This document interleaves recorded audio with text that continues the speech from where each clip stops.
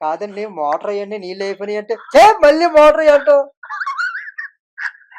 ఈ ఇన్ ఈ ఇన్ ఈ ఇంట్లో అంటే ఇన్ ఖాళీ చెయ్యి అంటాడేమో. ఆ! ఈ ఇంట్లో ఇంతమందున్నారు ఎవరన్నా అడుగుతున్నారా మోటార్ ఎయమని? నువ్వు గంటకు అడుగుతున్నావు. ఓసారి అడుగుతా. అలా ఉంటది.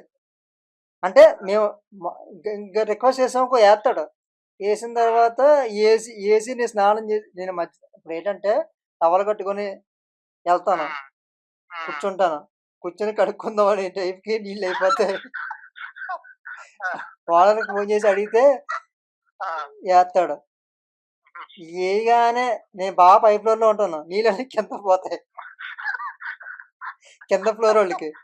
ఆహా! ఇంకా ఆళ్ళు నీళ్ళొచ్చిందే పాపం డ్రమ్ములు, చెంబులు అన్నీ బిందెలు అన్నీ పట్టేసుకుంటారు.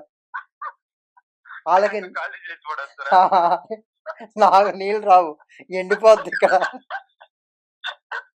మళ్ళీ నువ్వే ఫోన్ చేస్తావా? మ వాడరేమని. మళ్ళీ మళ్ళీ ఫోను చేస్తే "ఒరేయ్! నరుకుతా బిడ్డా నిన్ను.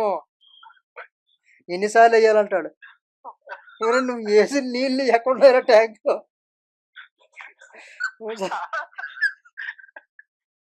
అలాగా ఎవ్వరు అడగరు నీళ్ళేయమని. ఎవడన్నా అడిగితే ఏసినప్పుడు పట్టేసుకుంటారు. దాచేసుకుంటారు నీళ్ళు. ఒక ఒక రకంగా దోపిడీ మీ దొంగలు.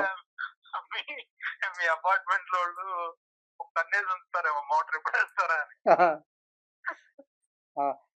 దోపిడీ దొంగల కంటే దారుణం అసల.